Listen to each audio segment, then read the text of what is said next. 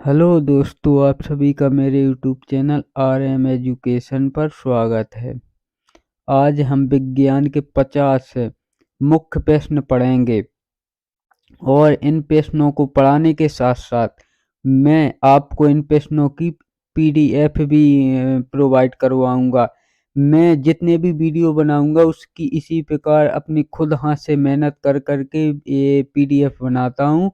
तो इस वीडियो के साथ साथ आप लोगों को PDF भी प्रोवाइड करवाऊंगा, इसलिए मेरे चैनल को सब्सक्राइब जरूर करें। चलिए आज का वीडियो स्टार्ट करते हैं। चलिए देखते हैं पहला नंबर क्वेश्चन। प्रश्न पहला, कार्बन परमाणु की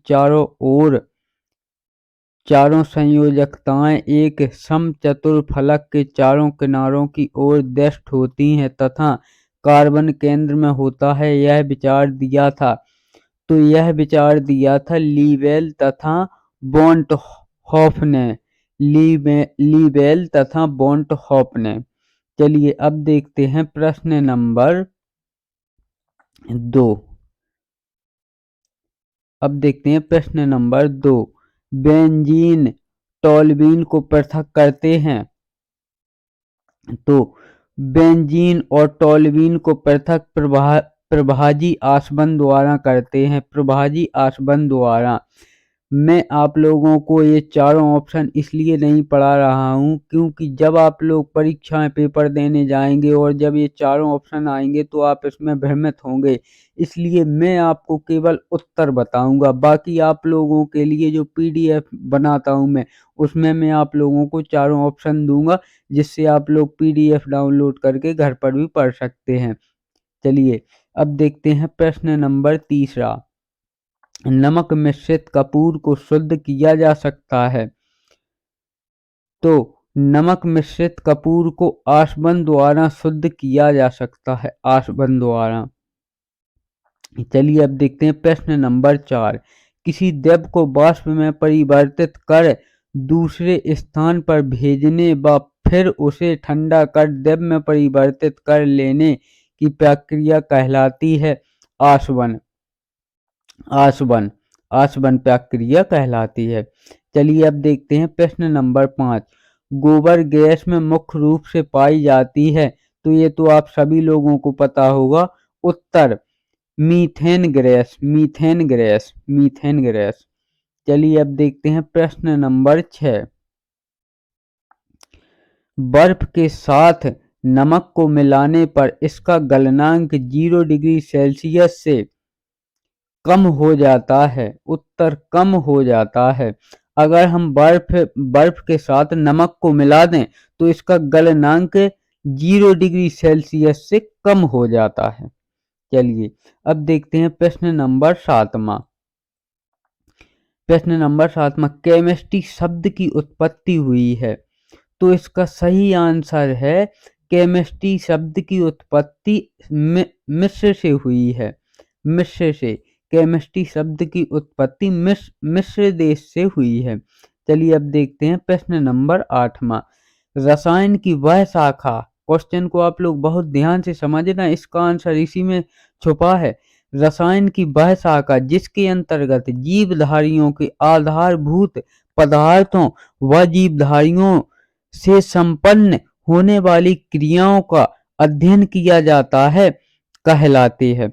तो उससे तो आप लोग क्वेश्चन ही से समझ सकते हैं कि जीवधारी यानी कि जीवों के बारे में और रसायन यानी जीवों के रसायन। तो यहाँ पर आप लोगों को दिख रहा होगा जीव रसायन, तो इसका सही आंसर है जीव रसायन। चलिए अब देखते हैं प्रश्न नंबर 9। इस क्वेश्चन का आंसर भी इसी में छुपा है। रसायन की वह शाखा जिसके अंतर्गत पदार्थ के आयतन व भार संबंधी गणनाओं का अध्ययन किया जाता है, कहलाती है। आयतन, भार, तो ये सब भौतिक चीजें हुई और गणना, तो ये है भौतिक रसायन के अंतर्गत। सही आंसर है भौतिक रसायन। चलिए अब देखते हैं प्रश्न नंबर 10। दो या दो से अधिक धातुओं के मिश्रण को कहते हैं। तो दो या दो से अधिक धातुओं को अगर हम मिश्र करके बनाएं तो उसे मिश्र धातु बोलेंगे, मिश्र धातु। चलिए अब देखते हैं प्रश्न नंबर 11। निम्न में से कौन सी भविष्य की धातु है। यानी जो हमारे भविष्य में अब आएगी जो धातु वह कौन सी है, तो यह है टाइटेनियम। टाइटेनियम टाइटेनियम है जो हमारे भविष्य की धातु है। ये क्वेश्चन कई बार आ चुका है, टाइटेनियम है हमारे भविष्य की धातु। अब देखते हैं प्रश्न नंबर 12, ऑक्सीजन के समस्थानिकों की संख्या है, तो ऑक्सीजन के समस्थानिकों की संख्या है 3। ये क्वेश्चन भी कई बार आ चुका है, इसको आप लोग मुफ्त लगा लेना, ये क्वेश्चन भी कई बार आ चुका है। तो ऑक्सीजन के समस्थानिकों की संख्या है 3।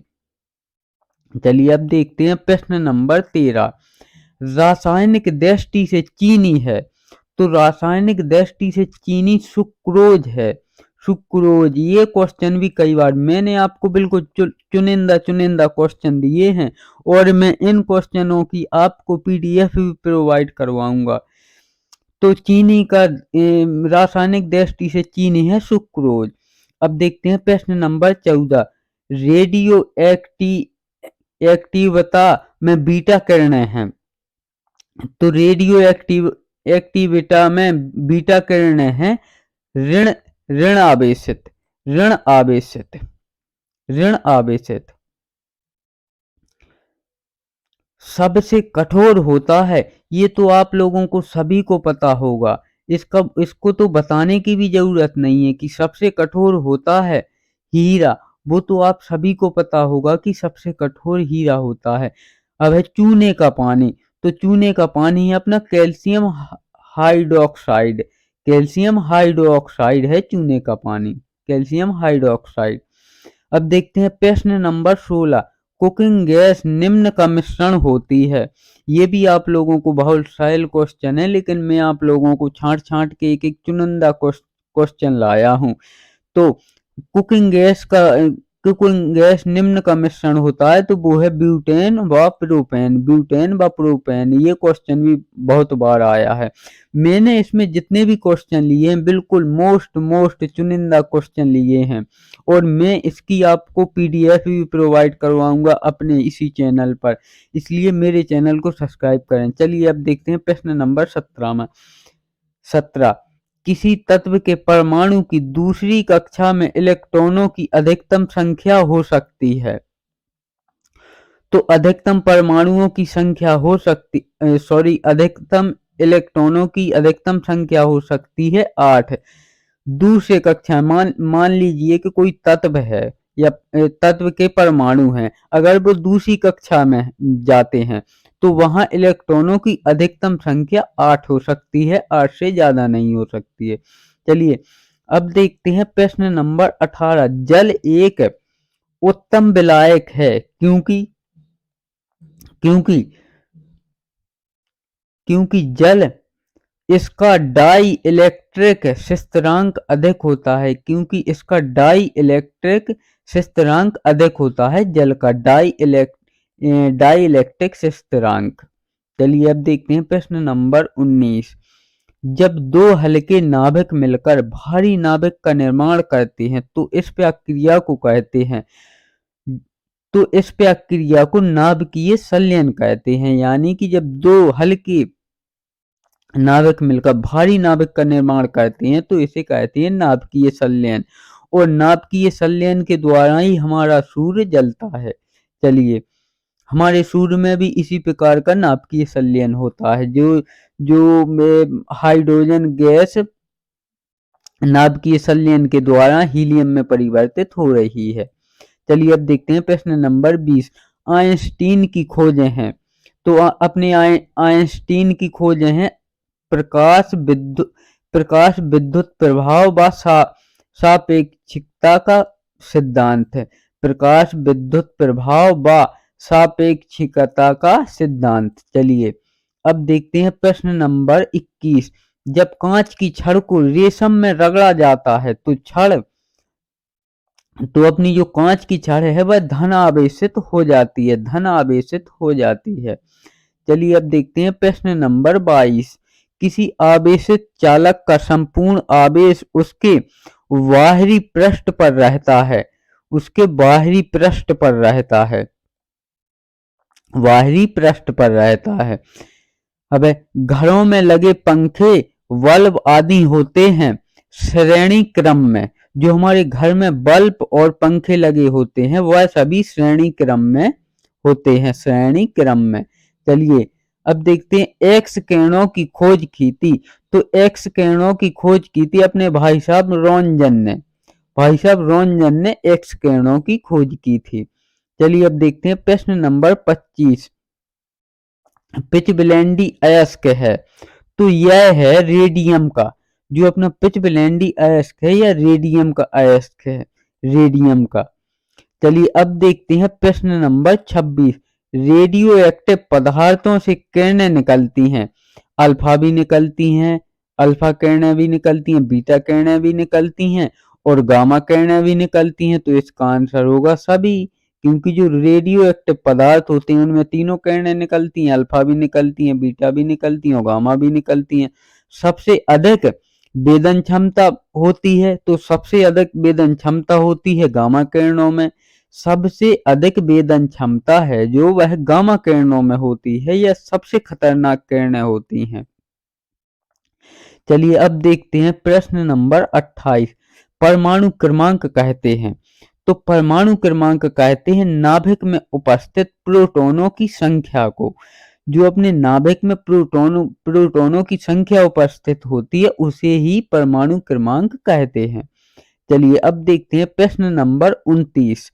न्यूट्रॉन की खोज की थी, तो न्यूट्रॉन की खोज की थी अपने चैडविक भाई साहब ने, चैडविक। जो अपनी न्यूट्रॉन की खोज की थी वह की थी चैडविक ने। चलिए अब देखते हैं प्रश्न नंबर 30। समस्थानिक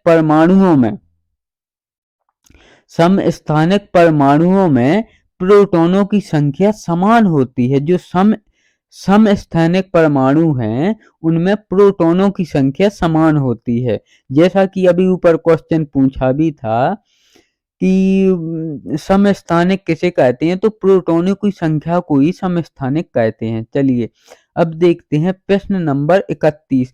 निम्न में अस्थायी कण है, तो निम्न में अस्थायी कण है अपना न्यूट्रॉन। न्यूट्रॉन कभी स्थायी कण नहीं होता है, यह आप देखना कभी भी। तो अपना जो परमाणु होता है उसके आसपास घूमते रहते हैं, इसलिए यह न्यूट्रॉन कभी अस्थायी नहीं होते हैं, ये उनके चक्कर लगाते रहते हैं परमाणु के। चलिए इसलिए यह न्यूट्रॉन अस्थायी नहीं होते हैं। अब देखते हैं प्रश्न नंबर 32। प्रत्येक पदार्थ में उसके द्रव्यमान के कारण ऊर्जा भी होती है, यह सिद्धांत किस वैज्ञानिक ने प्रतिपादित किया था? तो यह सिद्धांत अपने आइंस्टीन भाई साहब ने किया था, आइंस्टीन। चलिए अब देखते हैं प्रश्न नंबर 33। रेडियो एक्टिविता का प्रयोग किया जाता है, तो औषधि में भी किया जाता है, उद्योग में भी किया जाता है और कृषि में भी किया जाता है। तो इसका आंसर होगा सभी सत्य हैं, यानी तीनों चीजों में रेडियो एक्टिविता का प्रयोग किया जाता है। एक भारी नाभिक के दो हल्के नाभिकों में टूटने की प्रक्रिया को कहते हैं। तो ये तो टूटने की आप खुद जानते हैं कि जब टूटना यानी विखंडन, तो इसका तो एक ही आंसर हो सकता है, नाभिकीय विखंडन। कुछ क्वेश्चन ऐसे होते हैं कि उनके आंसर हमें उसी में मिल जाते हैं, तो इसका आंसर है नाभिकीय विखंडन। चलिए अब देखते हैं प्रश्न नंबर 35। हाइड्रोजन बम आधारित है, तो अपना जो हाइड्रोजन बम है वह नाभिकीय संलयन पर आधारित है। हाइड्रोजन बम नाभिकीय संलयन पर आधारित है, नाभिकीय संलयन पर। चलिए अब देखते हैं प्रश्न नंबर 36। 1945 में नागासाकी पर गिराए गए बमों में उपयोग किया गया था, तो इसमें किया गया था प्लूटोनियम। जो 1945 में नागासाकी पर अमेरिका ने बम गिराए थे ना, उसमें प्लूटोनियम का उपयोग किया गया था। ये क्वेश्चन भी बहुत बार आ चुका है और ये भी आता है कि हिरोशिमा और नागासाकी में अमेरिका ने कब बम पटका था, तो ये सन भी आप याद रखना 1945 में। चलिए अब देखते हैं प्रश्न नंबर 37। नाभिकीय रिएक्टर आधारित है, तो नाभिकीय रिएक्टर आधारित है नाभिकीय विखंडन पर, नाभिकीय विखंडन पर आधारित है नाभिकीय रिएक्टर। चलिए अब देखते हैं प्रश्न नंबर 38। सबसे पहला नाभिकीय रिएक्टर बनाया था, तो अपना सबसे पहला नाभिकीय रिएक्टर बनाया था अपने फर्मी भाई साहब ने, फर्मी भाई साहब ने सबसे पहले नाभिकीय रिएक्टर बनाया था। चलिए अब देखते हैं प्रश्न नंबर 39। नाभिकीय रिएक्टरों में नियंत्रक छड़ें निम्न पदार्थों की होती हैं, तो यहाँ देखना आप, यहाँ तो आप ही जानते होंगे लोहे की हो नहीं सकती हैं, एल्यूमिनियम की हो नहीं सकती, हीरे की हो नहीं सकती हैं, तो ये बनी होती हैं कैडमियम की, कैडमियम की जो नाभिकीय रिएक्टरों में नियंत्रक छड़ें होती हैं वह कैडमियम की होती हैं। चलिए अब देखते हैं प्रश्न नंबर 40। बीडर रिएक्टर में उत्पादित पदार्थों की मात्रा व्यय होने वाले पदार्थों से अधिक होती है, यानी कि जो बीडर रिएक्टर है उसमें जितना खर्च होता है उससे ज्यादा उत्पादित होते हैं पदार्थ, मतलब कि उत्पादित पदार्थों की मात्रा व्यय होने वाले पदार्थों से अधिक होती है। जैसे कि उदाहरण के तौर पर बता रहा हूं कि जैसे अपन मोटरसाइकिल चला रहे हैं तो उसमें तो पेट्रोल जलता है, लेकिन अगर नाभिकीय रिएक्टर में जितना पेट्रोल जलेगा उदाहरण के तौर पर उससे ज्यादा मतलब की मात्रा में उत्पादित होता है। चलिए अब देखते हैं प्रश्न नंबर 41। नाभिकीय विखंडन के लिए प्रयोग किए जाते हैं, तो नाभिकीय विखंडन के लिए प्रयोग किए जाते हैं न्यूट्रॉन, न्यूट्रॉनों द्वारा नाभिकीय विखंडन करवाया जाता है, जो कि मैंने आपको ऊपर ही समझाया कि न्यूट्रॉन परमाणु के चारों दिशाओं में गोल गोल चक्कर लगाते रहते हैं, तो जब परमाणु का नाभिकीय विखंडन करवाया जाता है तो वह न्यूट्रॉन के द्वारा ही करवाया जाता है। चलिए अब देखते हैं आदर्श गैस की आंतरिक ऊर्जा निर्भर करती है, तो आदर्श गैस की आंतरिक ऊर्जा उसके ताप पर निर्भर करती है, उसके ताप पर निर्भर करती है। अब ये क्वेश्चन तो शायद आप लोगों को सभी को पता होगा और ये क्वेश्चन बहुत बार आ भी चुका है, मैंने बिल्कुल इस वीडियो में आपको बिल्कुल चुनिंदा क्वेश्चन दिए हैं।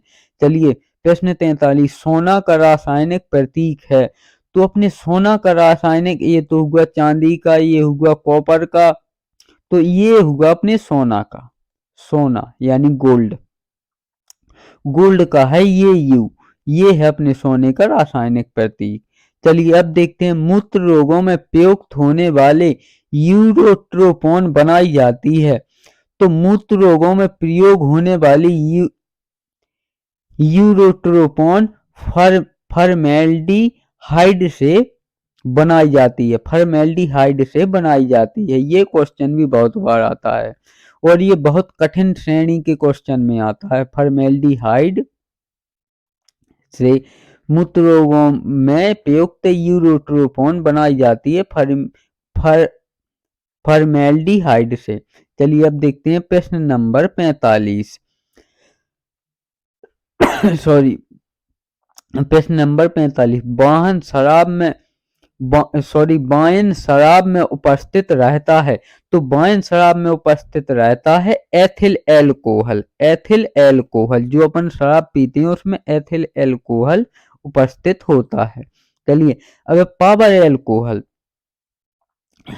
पावर एल्कोहल, तो पावर एल्कोहल ईंधन के रूप में प्रयुक्त एथिल एल्कोहल है, ये भी एथिल एल्कोहल है लेकिन ये ईंधन के रूप में प्रयुक्त होने वाली है। चलिए अब देखते हैं प्रश्न नंबर 47। प्रश्न नंबर 47। परिशोधित स्प्रिट है, परिशोधित स्प्रिट है 95.57% एथिल एल्कोहल व 4.43% जल, ये है अपना परिशोधित स्प्रिट, परिशोधित स्प्रिट के लिए। अब देखते हैं प्रश्न नंबर 48। आप कार में जा रहे हैं, यदि आसमान से बिजली गिरने वाली हो तो सुरक्षित रहने के लिए बताइए आप क्या करोगे? तो इसका सही आंसर है कार की खिड़कियां बंद कर लेंगे। कार की खिड़कियां बंद कर लेंगे तभी हम सुरक्षित रहेंगे। कार की खिड़कियां बंद कर लेंगे, ना आपको कार से बाहर निकलना है, उसी के अंदर बैठ के कार की खिड़कियां बंद कर लेनी है तो आप सुरक्षित रहेंगे। चलिए अब देखते हैं प्रश्न नंबर 49। एक प्रोटॉन को दूसरे प्रोटॉन की ओर ले जाने पर वैद्युत स्थितिज ऊर्जा बढ़ती है। यानी कि जब एक प्रोटॉन को दूसरे प्रोटॉन की ओर लाने पर वैद्युत स्थितिज ऊर्जा बढ़ती है। चलिए अब देखते हैं प्रश्न नंबर 50 और हमारे इस वीडियो का अंतिम प्रश्न। रेडियो एक्टिविता परिघटना की खोज किसने की थी? तो ये की थी अपने हेनरी बेकरेल ने। हेनरी बेकरेल ने, ये है हेनरी बेकरेल ने रेडियो एक्टिविता परिघटना की खोज की थी। और इस प्रकार हमारे विज्ञान के 50 मोस्ट क्वेश्चन कंप्लीट हुए। और इसी के साथ इस वीडियो के साथ मैं इसके डिस्क्रिप्शन में आप लोगों को इसकी पीडीएफ भी प्रोवाइड करवा लूँगा जिसे आप डाउनलोड करके घर पे पढ़ भी सकते हैं उसको, और निशान लगा लगा के पढ़ सकते हैं। इसमें मैंने चारों ऑप्शन दिए हैं वो भी। और मेरे चैनल को जरूर सब्सक्राइब करें। मेरे जितने भी वीडियो आएगा मैं आपको सभी की पीडीएफ प्रोवाइड करवाऊंगा। और जिस विषय पे आपको वीडियो चाहिए तो कमेंट्स करके बताएं, मैं उसी विषय पे वीडियो बनाऊंगा। और मेरा आप लोगों से एक ही विनम्र निवेदन है कि चैनल को सब्सक्राइब करें, क्योंकि बहुत मेहनत लगती है ऐसे नोस्ट बनाने में, अपने हाथों से मेहनत करनी पड़ती है। चलिए तो धन्यवाद।